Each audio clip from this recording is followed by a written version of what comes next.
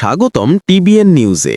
আজ আমরা আলোচনা করব মধ্যপ্রাচ্যের সাম্প্রতিক পরিস্থিতি এবং গাজা শান্তি পরিকল্পনা নিয়ে রাশিয়ার প্রেসিডেন্ট ভ্লাদিমির পুতিন ও ইসরায়েলের প্রধানমন্ত্রী বেঞ্জামিন নেতানিয়াহুর গুরুত্বপূর্ণ ফোনালাপের বিষয়টি।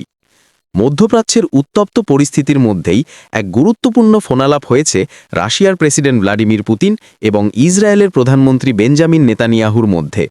এই আলোচনার কেন্দ্রবিন্দুতে ছিল গাজা শান্তি পরিকল্পনা, ইরানের পারমাণবিক কর্মসূচি এবং সিরিয়ার স্থিতিশীলতা। আল জাজিরার এক প্রতিবেদনে বলা হয়েছে, রাশিয়ার প্রেসিডেন্ট ও ইসরায়েলের প্রধানমন্ত্রী মধ্যপ্রাচ্যের বর্তমান পরিস্থিতি নিয়ে বিস্তারিত আলোচনা করেছেন। ক্রেমলিনের দেওয়া এক বিবৃতিতে জানানো হয়, দুই নেতা মার্কিন প্রেসিডেন্টের প্রস্তাবিত গাজা উপত্যকার শান্তি পরিকল্পনা নিয়েও মতবিনিময় করেছেন।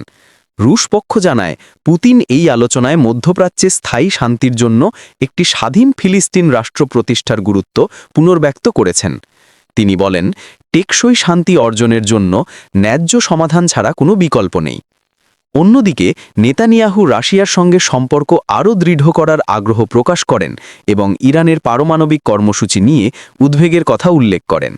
তিনি বলেন, ইরানের ক্রমবর্ধমান সামরিক কর্মকাণ্ড শুধু ইসরায়েল নয়, পুরো অঞ্চলের নিরাপত্তার জন্য হুমকি হয়ে দাঁড়াচ্ছে।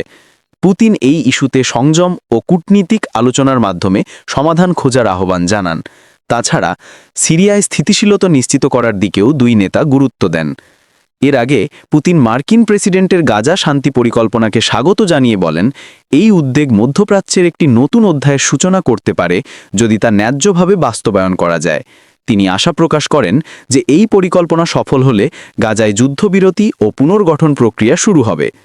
বিশ্লেষকরা মনে করছেন, রাশিয়া এখন মধ্যপ্রাচ্যের কূটনীতিতে একটি ভারসাম্যপূর্ণ ভূমিকা নিতে চাইছে। একদিকে ইসরায়েলের সঙ্গে সম্পর্ক বজায় রাখা, অন্যদিকে ফিলিস্তিন ইস্যুতে সমর্থন। এই দুটি অবস্থান পুতিনকে অঞ্চলের অন্যতম প্রভাবশালী মধ্যস্থতাকারী হিসেবে প্রতিষ্ঠিত করতে পারে। গাজায় শান্তি ফিরবে কিনা কিংবা এই পরিকল্পনা বাস্তবে কতটা কার্যকর হবে তা সময় বলে দেবে। তবে এই ফোনালাপ যে মধ্যপ্রাচ্যের ভবিষ্যৎ কূটনীতিতে নতুন মাত্রা যোগ করেছে তা বলাই যায়। এই ছিল টিবিএন নিউজের রিপোর্ট। আমাদের সাথে থাকুন আরও গুরুত্বপূর্ণ খবরের জন্য। ধন্যবাদ।